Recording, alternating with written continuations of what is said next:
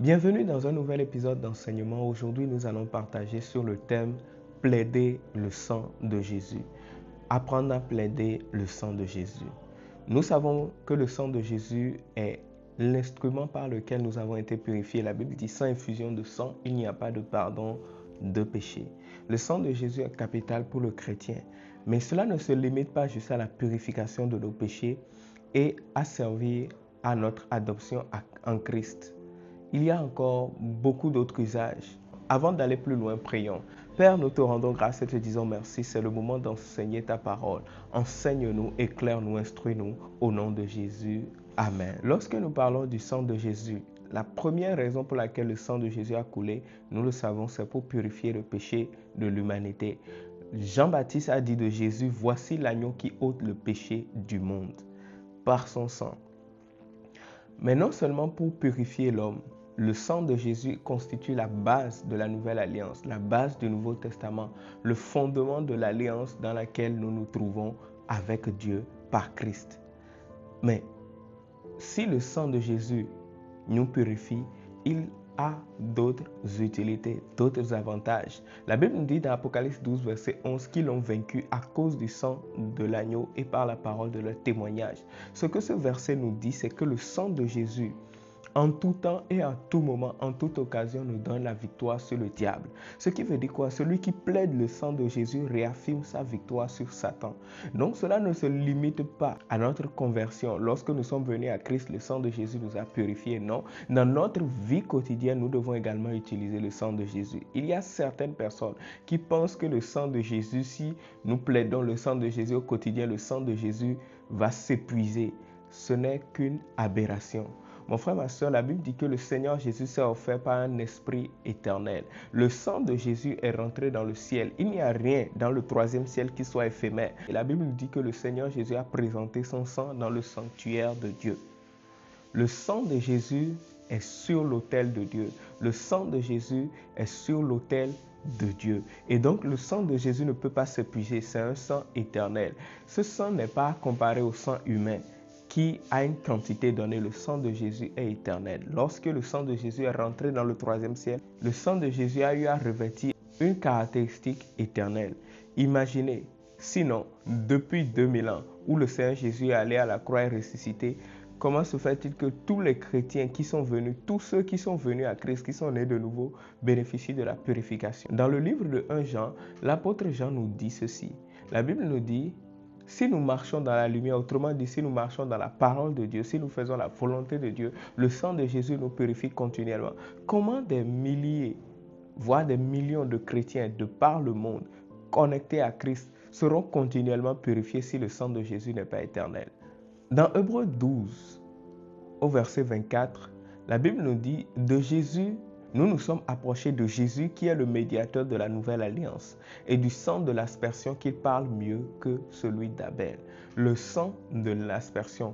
L'apôtre dans Hébreu nous présente le sang de Jésus comme également le sang de l'aspersion. Et quand on parle d'aspersion du sang, cela nous renvoie premièrement dans la loi. Dans la loi, chaque fois qu'il devait sanctifier les choses dans le temple, dans la tente d'assignation, il devait asperger le sang. Après l'avoir mis dans de l'eau et avoir utilisé de l'hysope, ils aspergeaient ce sang pour purifier toutes choses. Et ils le faisaient souvent pour sanctifier le temple, les ustensiles, etc. Maintenant, imaginez, si le sang de Jésus est présenté comme le sang de l'aspersion, ça veut dire quoi? Nous pouvons appliquer le sang de Jésus. Cela veut dire que nous pouvons plaider le sang de Jésus. Face aux situations auxquelles nous faisons face, nous pouvons faire usage du sang de Jésus. Nous pouvons appliquer le sang de Jésus. Petite parenthèse, il y a une erreur que le monde fait et que certains chrétiens copient. Le monde, pour des futilités et pour se moquer des chrétiens, utilise pour des choses banales, vont utiliser le terme sang de Jésus. Ils vont dire, oh, sang de Jésus. On leur dit quelque chose qui ne leur plaît pas. Oh, sang de Jésus. Non, c'est une abomination. C'est blasphémer les choses de Dieu. C'est blasphémer le sang de Jésus qui a une valeur inestimable. Et aujourd'hui, on voit même des entre-griffes croyants, chrétiens, qui copient ces mêmes attitudes. Et ils sont en train de blaguer, ils sont en train de s'amuser et ils disent au sang de Jésus. ou des enfants sang de Jésus, pour un rien, pour quelque chose qui n'a pas de sens. Faire cela est une abomination devant Dieu. C'est comme si tu méprisais le sang. La Bible dit, celui qui méprise le sang de Jésus, celui qui foule aux pieds le sang de Jésus, subira un jugement sévère de la part de Dieu. Parce que ce sang a coûté la vie du Fils de Dieu, du premier-né de Dieu. Ceci étant dit, nous pouvons utiliser le sang de Jésus respectueusement et avec foi partout où nous sommes et par rapport à toutes les situations dans lesquelles nous nous retrouvons. Dans tout ce que vous faites, vous pouvez plaider le sang de Jésus parce que le sang de Jésus a vocation de purifier. Le sang de Jésus a vocation de sanctifier. Le sang de Jésus a vocation de délivrer. La Bible dit que le sang de Jésus parle plus que le sang d'Abel. Lorsque nous faisons face à des circonstances, à des situations et que nous plaidons le sang de Jésus se présente et nous défend. La Bible dit que l'âme est dans le sang. Ce qui veut dire quoi? L'âme de Jésus est dans le sang de Jésus. Donc le sang de Jésus revêt la personnalité de Jésus. En plaidant le sang de Jésus, c'est encore solliciter le Seigneur Jésus pour son secours. Et c'est ce que l'apôtre essaie de nous faire comprendre dans Hébreux 12, 24. Je vais vous donner 3 exemples dans différents continents afin de vous montrer que le sang de Jésus a beaucoup d'utilité et peut être utilisé au quotidien. Le premier exemple est celui d'une sœur. Ce témoignage s'est produit en Occident. La semaine qui a suivi le week-end où elle a entendu le message sur la puissance du sang de Jésus, elle voyageait en train. Et dans ce train, dans le wagon où elle se trouvait, il y avait un monsieur. Et lorsqu'elle est arrivée au point où elle devait descendre à son stand d'arrêt, le monsieur s'est levé et a essayé de la violer. Par réflexe, en se souvenant de ce qu'elle avait appris sur la puissance du sang de Jésus, elle a dit « Je te lie par le sang de Jésus ». Cette simple phrase qui est sortie de la bouche de cette sœur a fait que le sang de Jésus est intervenu. Physiquement, elle ne voyait rien, mais le monsieur est tombé à terre comme s'il avait été lacéré, comme s'il avait été lié par quelque chose et ne pouvait plus se démêler. Et la fille a eu la possibilité de fuir le wagon lorsqu'elle est arrivée au stand d'arrêt. Parce qu'elle a utilisé sa foi et a demandé à ce que ce monsieur soit lié par le sang de Jésus. Le sang de Jésus a répondu à son secours. La Bible dit quiconque invoquera le nom du Seigneur sera sauvé. Cela vaut également pour le sang de Jésus puisque l'âme de Jésus est dans son sang. En invoquant le sang de Jésus, en utilisant sa foi, ce monsieur a été lié et elle a échappé à un viol. Le deuxième exemple s'est produit ici en Afrique et c'est entre deux vieilles mères qui étaient des coépouses. L'une pratiquait la sorcellerie et voulait chasser la seconde du foyer. Pourtant, c'était des vieilles.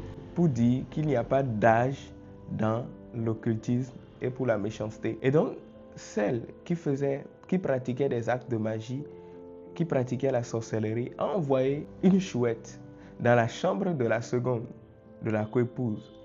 Et la coépouse, dans sa chambre, lorsqu'elle a vu la chouette rentrer dans la chambre, en pleine journée, il faut le préciser, en pleine journée, elle s'est mise à crier « Sang de Jésus, sang de Jésus, sang de Jésus ». Comme par hasard, l'oiseau est tombé, paralysé, ne pouvait plus s'envoler. Précipitamment, la coépouse, la seconde épouse, court et rentre dans la chambre et vient prendre l'oiseau et dit « Qu'est-ce que l'oiseau t'a fait? Qu'est-ce que ma chouette t'a fait ?» Ce qui veut dire quoi? La chouette était liée à cette coépouse. Tout simplement parce qu'elle a plaidé le sang de Jésus, l'entreprise satanique dans laquelle cette coépouse était a été arrêtée par le sang de Jésus. Le troisième exemple maintenant, c'est en Orient, en Asie. Une évangéliste s'était retrouvée dans un village d'Inde où l'évangile n'était pas du tout propagé. Et elle y était allée pour prêcher Jésus. Il y a un type de scorpion très rare qui, dans ce village, était très craint parce qu'il n'avait pas de remède pour le venin de ce scorpion et ce scorpion était mortel. Cette dame, en ramassant du bois, tout comme l'apôtre Paul qui ramassait du bois et qui s'est fait mordre par une vipère, cette dame a été piquée par ce scorpion. Ceux du village qui étaient avec elle en ce moment, lorsqu'ils ont vu qu'elle avait été piquée par le scorpion, ont eu peur et se sont dit, cette dame, cet évangéliste va sûrement mourir parce qu'il n'y a pas de remède pour ce poison. Maintenant, ce qui est intéressant, c'est quoi? Lorsque le scorpion a piqué cette dame, la dame a automatiquement dit « Je me réclame du sang de Jésus ». Qu'est-ce que cela veut dire? La Bible dit que nous avons été rachetés par le sang de Jésus. Ce qui veut dire quoi? Nous appartenons à Christ et nous sommes couverts, nous sommes marquée du sang de Jésus. En disant « je me réclame du sang de Jésus », elle affirme son salut par le sang de Jésus. Elle invoque et plaide le sang de Jésus. Après avoir dit cela, elle a continué à faire ce qu'elle faisait. Et elle a remarqué que la nouvelle s'était répandue et que les villageois avaient commencé à la suivre pour voir ce qui allait lui arriver. Après avoir fini de faire ce qu'elle devait faire, elle est rentrée dans le temple. Elle a vu que tout le village s'était attroupé à la porte de leur lieu de prière. Et qu'est-ce qu'elle a fait? Elle a saisi l'occasion pour leur prêcher Jésus. Elle leur a fait comprendre que parce qu'elle a été rachetée par le sang de Jésus, le venin d'un scorpion ne pouvait plus la tuer.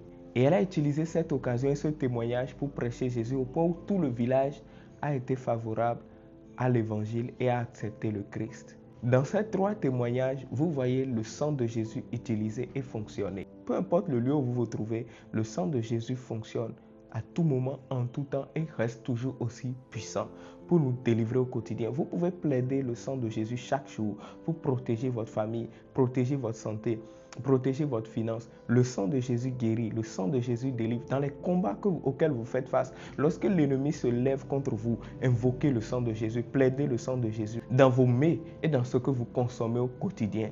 Dans la Bible dit toute chose est sanctifiée par la parole et par la prière. Lorsque vous invoquez le sang de Jésus sur vos repas, le sang de Jésus va purifier vos repas. Aujourd'hui, ce message est un rappel. Souvenez-vous que le sang de Jésus, ce n'est pas seulement pour vous purifier, mais il est présent dans votre vie de tous les jours pour vous délivrer, sanctifier, purifier et pour combattre pour vous. Mais il faut que vous utilisiez votre foi, il faut que vous plaidiez le sang de Jésus.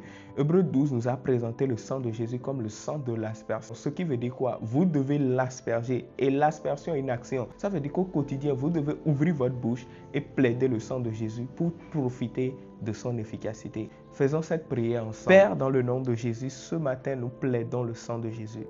Nous nous réclamons du sang de Jésus. Nous reconnaissons avoir été rachetés par le sang de Jésus.